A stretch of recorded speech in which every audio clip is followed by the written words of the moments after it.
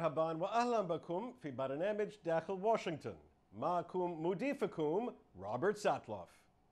في الأحوال الآتية لا تلعب السياسة الخارجية دورا كبيرا في الحملات الرئاسية، فعادة ما يفوز المرشحون أو يخسرون بسبب القضايا الداخلية أو الاقتصادية. ولكن هذه ليست أحوالا عادية، وهذه ليست انتخابات عادية، فهناك أسئلة محورية حول السياسة الخارجية والأمن القومي تتصدر المعركة بين دونالد ترامب وهيلاري كلينتون. من سيحمي حدودنا من الهجرة غير الشرعية والإرهابيين الأجانب؟ ومن سيقوي تحالفاتنا ويتعاطى مع روسيا بشكل أكثر فعالية؟ من سيتفاوض حول أفضل الاتفاقيات التجارية مع آسيا؟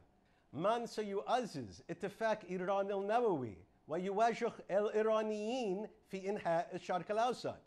ومن سينهي الصراع الدائر في سوريا؟ ومن سيصلح العلاقات المتضررة مع إسرائيل؟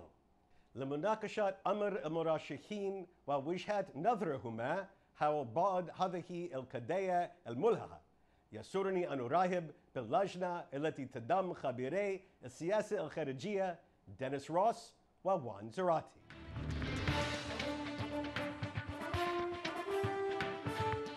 Welcome back to Dakhel, Washington. We're here to discuss American foreign policy in the run-up to our presidential election. What has happened over the last few weeks and what can we expect in the next few weeks with our panel of experts, Denis Ross and Juan Zarate. So gentlemen, first, President Obama just recently concluded his, what we expect to be his final trip to the part of the world to which America should be tilting these days. The tilt to Asia, his final trip to Asia.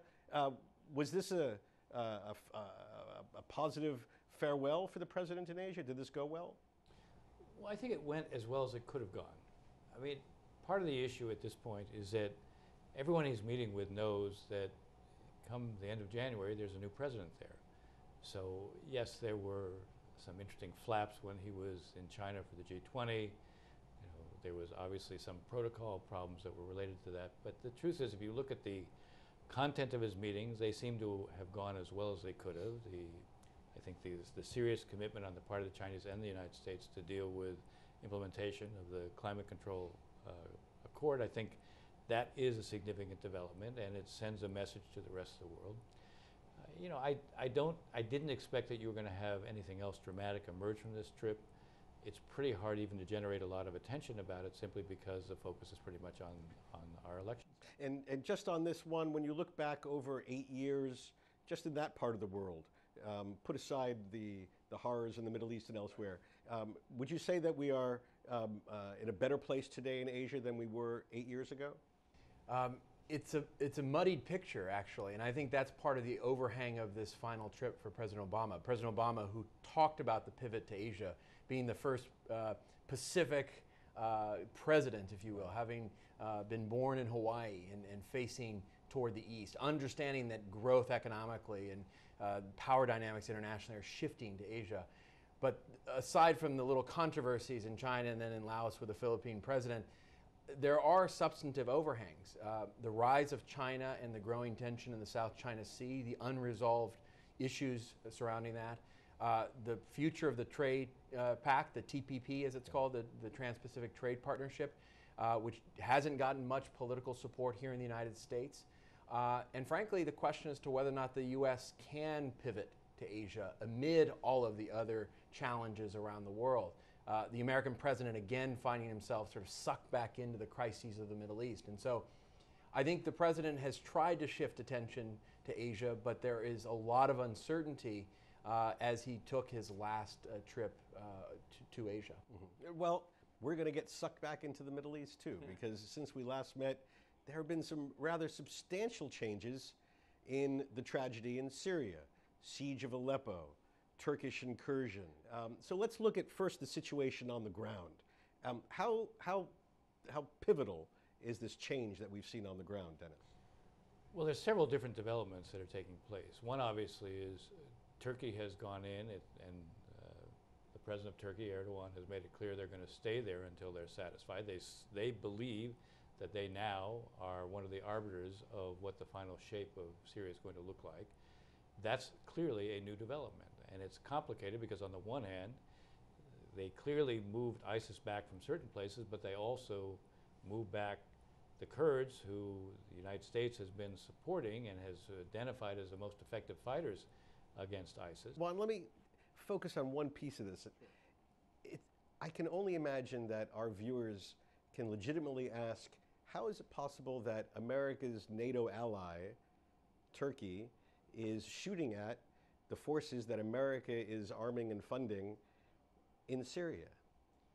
Well, this is How does this happen? the height of the confusion and the muddle of the context. And I think the reality is our interests are not aligned with Turkey fully in the context of Syria for all the reasons Dennis has laid out so well, which is that we do have allies in elements of the Kurds and the rebel movement that Turkey sees as part of not only a terrorist faction, but as part of a core of a movement of instability for them nationally. And once the peace deal and the negotiations with the Kurds fell apart 2 years ago, all bets were off for the Turks in terms of an offensive against the Kurds, not just in Turkey, but also against their interests in Syria and Iraq. And so you have a very clear and frankly, I would say long-standing divide on the question of the Kurds. And I think a challenge for the United States is there is a lack of clarity as to what our long-term policy is. I think we can understand the tactical. You can support the YPG, the faction of the Kurds that are fighting ISIS and taking territory. That's understandable. But what's our position about Kurdish territorial integrity, sovereignty, autonomy? What does that mean in the context of Iraq? What does that mean in terms of American presence on the ground? We have ground troops, despite what the administration says, on the ground in places like Erbil. And so the incoherence here is not only because of a lack of joining of interest on this, but also because the U.S. hasn't defined what its long-term policy is. And frankly, this is hard because who knows what the future of Syria looks like? And if you don't know that, how are you going to decide what your policy is for the Kurds? So it's just a confused situation. But let me just put a coda on what Dennis said. I think it's sheer folly to continue to try to march toward Moscow for a diplomatic solution, when in fact, not only are they playing a double game here, but they are also attacking the very rebels that we are supporting. U.S. aircraft have had to scramble to try to defend the airspace around the rebel forces because Syrian and Russian air attacks have threatened those very allies. And that's problematic when at the core of the diplomacy is not only to align the interests, but also to share information with the Russians about where those rebel allies are. That's really problematic. On this issue, this Gordian knot of Syria, let's inject Hillary Clinton and Donald Trump. Neither has really articulated a well thought out, detailed proposal. In fact, from Trump, it's very Putin-friendly. From Hillary Clinton just recently, she said under no circumstances American forces being deployed. What do you hope to see, hope to hear from them on this issue as we enter the debate phase of our campaign? Well, what I'd like to hear is, look, when it comes to Syria, there's a humanitarian catastrophe there. We need to be doing more to stop that. Not just for moral reasons, but also for very practical reasons. We've seen the spillover in the region. We've seen the consequences for Europe. We understand that this is something that can't go on as is. It is fine to try to reduce the suffering as the administration is seeking to do, but the administration at this point doesn't have a clear approach on Syria. It's fighting ISIS, but its approach towards the rest of Syria remains unclear. So what I'd like to see both candidates do is say, we will do what we can to limit the suffering, one. Two, if that requires creating safe areas, we're prepared to create safe areas. Three, the Russians should understand we'll engage in diplomacy with them, But if they make promises, they have to fulfill them, and if they don't fulfill them, there will be consequences. Consequences could include, we will not allow Assad to continue to fly his helicopters and drop his barrel bombs or to drop chlorine gas. And we'll live up to anything the Russians are prepared to live up to, but we won't be party to somewhere where the Russians agree and then basically breach their own agreements. Juan? First of all, Dennis has written extensively on this and has been a leading voice on a more proactive approach in Syria that has these core principles and components, including a safe zone. And I completely agree with Dennis. I think what the next president has to do is to be willing to change the contours of what's happening on the ground. And part of that is to be willing not only to create a safe zone or safe corridors for humanitarian purposes, but also to be a bit more aggressive and open about the support of our allies. The fact is that we haven't been willing to be as forceful in the face of Russian aggression, in the face of Syrian and Iranian aggression for our allies. And that's essential not just for the future of Syria, it's essential for the fight against ISIS, it's essential for our credibility in what happens in Iraq. And so I think the new president has to not only do what Dennis has said, but also set the tone that the U.S. can be a reliable partner. It's going to be a forceful partner if need be, and we're actually going to defend our interests because the current state of play is that Russia's calling the shots, Assad is more secure, and the U.S. is having to play reactionary diplomacy. Okay, when we come back, we're going to focus even more intently on our presidential candidates, what they have been saying, what we'd like to hear them say in the run-up to the election, in just a moment.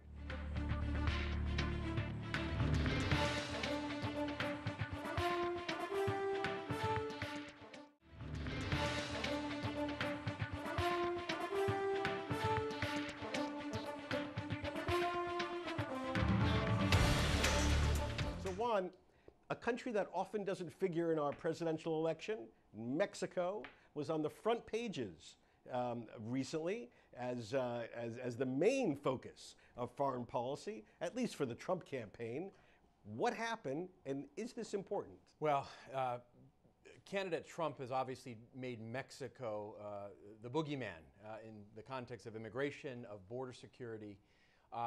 But what the Mexicans did was to offer both candidates, candidate Trump and candidate Clinton, an opportunity to visit. A form of magnanimous diplomacy on the part of President Peña Nieto. Unfortunately for Peña Nieto, the Trump campaign took him up on the offer. And unfortunately, the visit got out of hand for President Peña Nieto. The Mexican president, already highly unpopular at this point in his tenure, he was at a 23% approval rating when this visit happened. That is now plummeting further. And what happened in the visit was that candidate Trump, in essence, took over the visit. He was given a state's leader type welcome. He was allowed to have a press conference along with the Mexican president. And it did not seem that the Mexican president had confronted Donald Trump, because in Mexico, Donald Trump had become a bit of a mythical evil figure. And it was a sense that too much faith and confidence had been put in him, too much state-like sort of acceptance had been given to him. And so that's had huge ramifications, shock waves, seismic waves. And I was just down in Mexico. The finance minister resigned. His core team is gone now. Major political ramifications for the Peña Nieto administration, and has in essence created a situation where he is now a lame duck president. He was already unpopular, already under pressure. This has been, in some ways, the nail in the political coffin of President Peña Nieto in Mexico. So the politics of the U.S. already having an impact in down terms south. of our campaign, did it in some way begin to make Donald Trump look like perhaps a presidential candidate? Well, I think so. I think one of his greatest liabilities is that the American public have not seen him as being presidential. So he was given a platform. And it didn't matter that he acted one way there and then he gave a speech that same night where he was completely different. He was given a platform that allowed him, I think, to affect his image. So, you know, was this a positive for him? Absolutely. It turns out to be a complete negative for the president of Mexico, but I think it probably was a benefit to Trump in the context of our campaign. Now, let me ask you, Dennis, about a challenge that Hillary Clinton has been facing throughout this campaign, which is how close and how far to stay joined at the hip with President Obama. Now that we're in the general election campaign, what signs do you see on this front? Well, I think she's maintaining a very close relationship and a connection, and I think there's a good political reason for it. President Obama's approval ratings are the highest they've been for a very long time. They're actually above 50%, and the more she associates with that, the better it is for her. So I think from a political standpoint, it's been a positive for her. I think it will continue to be a positive for her. It is true this would be a time when you might expect to see some areas where she'll create some distance, mostly in the foreign policy area, less so in the domestic area. And we'll have to see whether she does that. If you look at what she has said, for example, about Iran, and you look at what she has said about Syria, there are differences from the administration. On Iran, the administration focuses only on how Iran is implementing the deal. Every time she addresses Iran, she talks about the need for enforcement of the deal. It's a difference in tone, and it's not an unimportant difference in tone, because in a sense what it reflects is the Obama administration continues to be worried, it seems, as to not to be provocative towards Iran, not to give the Iranians an excuse not to implement. Whereas she talks about enforcement, it's much more about, she doesn't think there's a reason that we have to be concerned in that regard about them not, that they'll look for excuses not to implement. She's worried about, in fact, the need to keep the pressure on them so they do implement. It's a different mindset towards Iran, and we'll see whether that comes out. There'll be a debate on foreign policy. We'll see how that's reflected. My guess is that's probably where we'll see a tougher posture towards Iran than you see from the Obama administration, that you will hear from the Obama administration between now and the election. Well, let's focus on these debates. 3 debates over the next several weeks, one just on foreign policy, and it will come up in different ways, terrorism and other debates.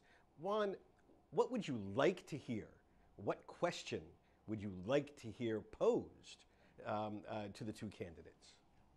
I think a fundamental question for both candidates, and frankly important for the American public, is the question of what is your vision of America's role in the world, and why does American power and influence matter?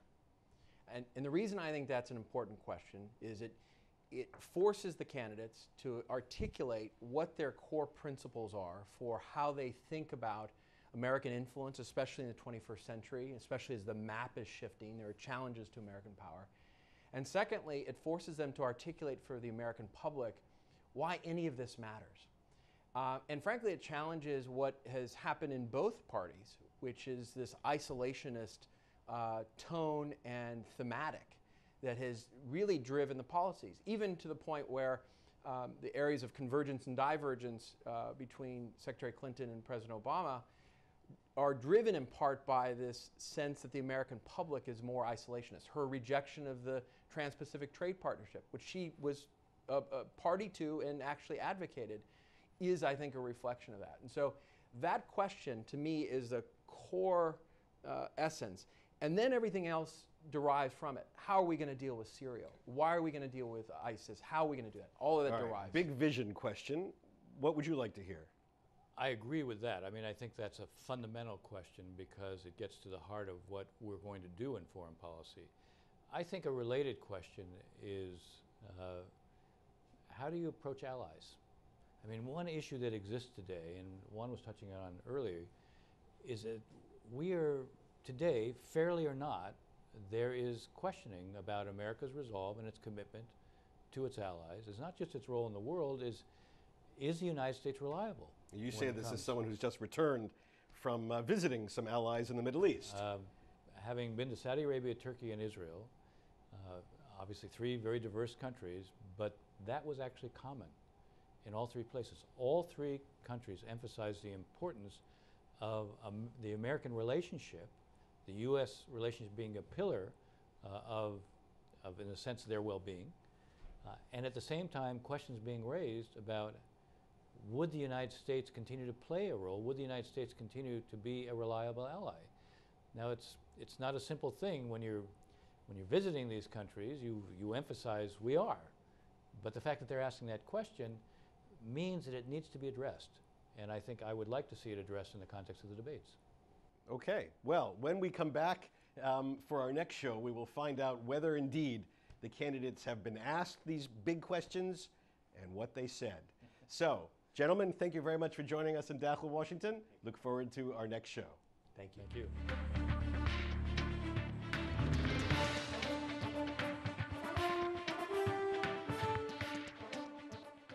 بهذا نصل إلى نهاية هذه الحلقة من برنامج داخل واشنطن. إذا كانت لديكم أي استفسارات أو تعليقات حول هذه الحلقة، وخاصة حول ما تواجهونه من أسئلة إلى المرشحين في مناظراتهما حول السياسة الخارجية، أرجو أن تراسلوني مباشرة على عنوان البريد الإلكتروني التالي insidewashington@alhurra.com. معكم روبرت ساتلوف. شكرا لكم وإلى اللقاء.